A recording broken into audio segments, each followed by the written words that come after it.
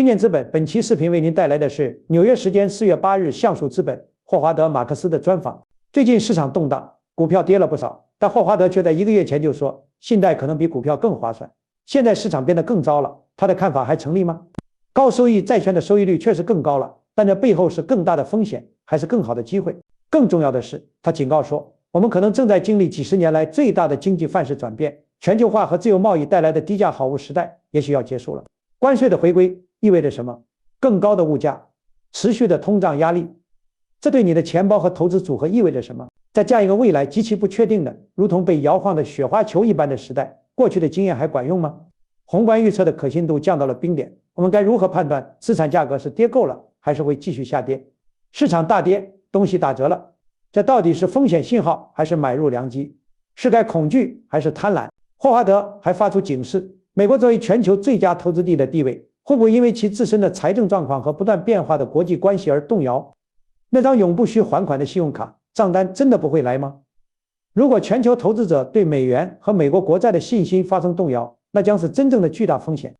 接下来是全部的英文内容，让我们听听他的深度分析。如果您需要我的投研助理人工校对的中文文本，您可以在频道的 Patreon 上获取。Mark's joined us on a day of turmoil after putting out a memo about a month ago where he wrote, the bottom line is that credit presently offers a better deal than equities. Even at today's spreads, credit isn't a giveaway today, but it offers a healthy absolute returns and is fairly priced. Howard joins us right now. Howard, you wrote that a month ago. The world has changed. We have seen the market sell off. We have seen tariffs implemented that are the highest levels that we've seen going back 100 years. Does your thesis still hold? The yields on credit are still very healthy, and in fact, credit yields a little more now than it did 6 weeks ago when I wrote that memo. Then high-yield bonds, for example, were yielding around 7.2. Today, they're close to 8, which means they went down in price, producing a higher prospective return.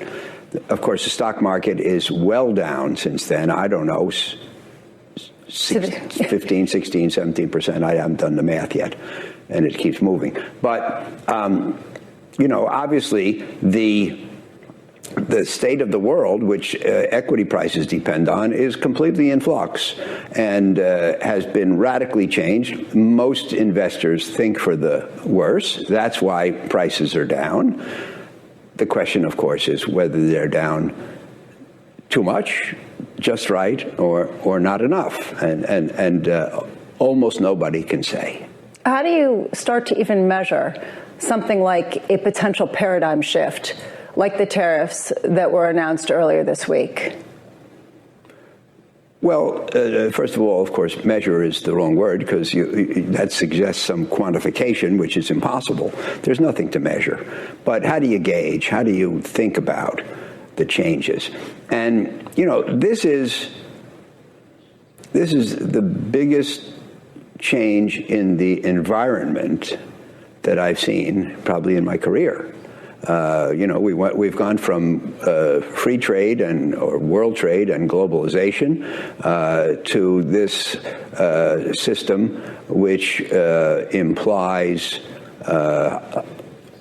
significant restrictions on trade in every direction, and a step toward isolation for the United States. I believe that the last 80 years since World War II have been the best economic period in the history of mankind, and one of the major reasons was the growth of trade. And I think that we have truly had a rising tide that lifted all boats, and trade was a big part of that. And everybody in the audience should understand the role of trade. Every country, for example, does some things better and worse. And worldwide welfare is maximized when every country does the things it does best and cheapest, and then sells them to the countries that need them, which do other things and sell them to other people. That's how trade works. And, I don't know if it's politically correct, but the good news is that the Italians make the pasta and the Swiss make the watches. But if we stop world trade and the Swiss have to make their own pasta and the Italians have to make their own watches, the world will probably be, well, maybe arguably people in both countries will be a little worse off. That's what we're talking about here. And we should not underestimate the benefits that we've gotten from globalization. And among other things, there was a 25-year period, which I cited in one of my memos 10 years ago, in which the cost of durables in the U.S. went down by 40% in inflation-adjusted terms. That kept a lid on inflation here. It made goods available cheaply to all Americans. If we don't have world trade, we don't have that benefit. And, you know, the tariffs are designed to encourage production at home. But who could imagine that most things produced in the United States will be as cheap as they are coming from abroad? In other words, things will cost more.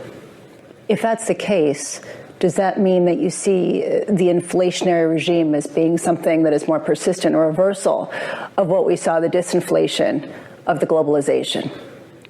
Well, I think so. There were financial benefits from globalization, including keeping a lid on inflation. And, you know, if we hadn't bought our TV sets and appliances from abroad in that 25-year period at declining prices, what would inflation have been? And the answer is considerably more. Maybe not 2, but maybe 3, 4, 5. And so, you know, tariffs are an increased cost. Somebody has to pay them. And, you know, most people think the consumer will pay them. There's some possibility that the importer or the exporter will pay them, or the government of the exporting country. But it's an increased cost, the proceeds from which will go to the government. And, you know, will society be better off as a result? When you're measuring how to decide the risk and reward of given asset classes in this type of environment that could go in a multitude of different ways, how do you understand where there's value, what a return is that would justify a risk at a time when, you know, potentially you could get 7, 8%, 9% with credit? With stocks, they have delivered more than 10% for the past number of decades. But going forward, I want to respond first to your last sentence. Stocks have delivered an average of 10% a year for the last 100 years, but not when the PE ratio was 19. And the PE ratio today is probably 19. The average return has been 16. So we can say that when the PE ratio averages 16, the return average is 10. But when the PE ratio is 19, my guess is, if you look at history, if you bought the S&P when the PE ratio was 19, historically you probably made, let's say, 1 to 6% a year, or 2 to 7% a year, something like that, but certainly not 10. And so, you know, what you pay matters, and the price of the S&P is elevated relative to historic levels, so you shouldn't expect historic returns. Whereas in credit, one of your arguments is you can expect to get that return because the default risk isn't as great as some of the excess spreads and what you're getting in all-in yield. Well, you know, with credit is a newfangled word for fixed income, or which was a newfangled word for bonds. In 1978, I was moved at Citibank from the equities department to the bond department. Nobody talked about fixed income or credit. But with debt or bonds or fixed income or credit, what you see is what you get. You can read on the piece of paper what the promised return is, and then the only thing you have to wonder about is, will I get it? That is to say, will the issuer default, or will they keep their promises? And by the way, they promise you interest, they promise you to pay your money back at the end, and if they don't keep the promise, they lose the company. So they have a lot of incentives to pay. I've been in non-investment grade credit for 47 years, and in our experience, roughly 99% of our issuers have paid as promised. You've thrived during your 5-decade career, almost 5-decade career, during times of dislocation. Is this a time of dislocation to play or not to? Well, it's a time of dislocation. Everybody has to judge for themselves whether the reduction in asset prices so far is right, inadequate, or excessive. If it's excessive, you should jump in with both feet. If it's inadequate, you should wait until things adjust further. And it's impossible to make that judgment qualitatively. You used the word measure before. I pushed back a little bit. There's no place you can look. There's no analysis you can do to determine whether today's asset prices are right for the environment ahead. Now, there never is. It's always conjecture. It's always guesswork. That's, in theory, why the greatest investors are great, because they make those judgments better than most people. It's excessively hard today because today we have no idea what the future is going to be. Normally, we think we know what's going to happen in the future. We normally assume the future will look mostly like the past. We extrapolate, and usually it works because the world doesn't change that much. But the world economy and the world order beyond economy, meaning geopolitics and international relationships, has been shook up like a snow globe by the events of the last days, and nobody knows what it's going to look like. Nobody knows. I dare say, if you tell me that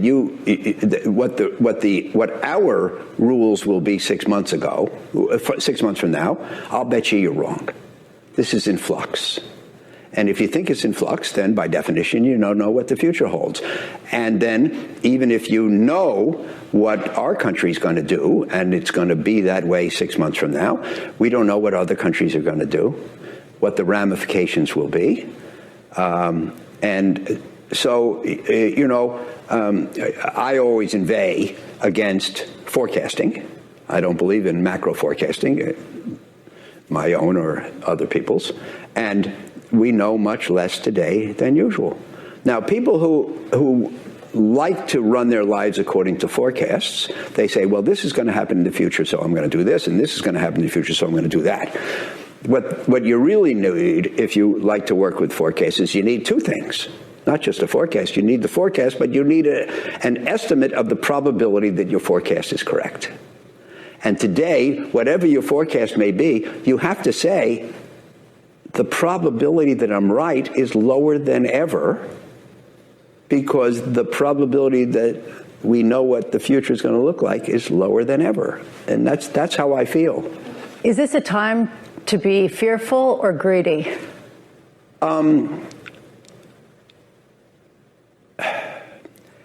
What you have to say, Bloomberg's offices, you have to think in terms of your neighbor. The department store. Bloomingdale's. Bloomingdale's just put everything on sale. Prices have come down for the S&P 8% in the last 2 days, and much more in the last 6 weeks. It's on sale. That should encourage people to think about buying. Will they go down further? Nobody knows.